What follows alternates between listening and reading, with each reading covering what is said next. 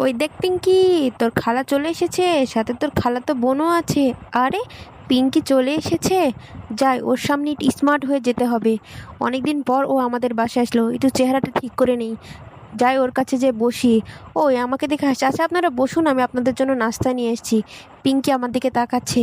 যাই, ঘরে যে একটু ফ্রেশ হয়ে আসি, একটু চুলটা হাসড়িয়ে নিই, একটু মুখে ক্রিম লাগিয়ে নিই।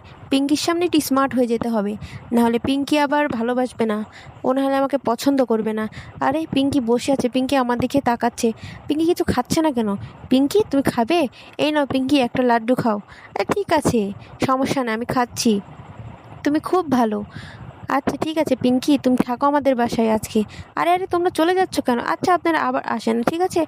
পিঙ্কি চলে গেল, আমার খুব মন খারাপ হচ্ছে। পিঙ্কি, তুমি চলে যাচ্ছ আমাকে ছেড়ে। এই নাও বিট্টু, তোমার জন্য আমি চকলেট নিয়ে এসেছি, তুমি চকলেটটা খাও আর আমার কথা মনে করতে থাকো। আমি বাসায় চলে গেলাম। আরে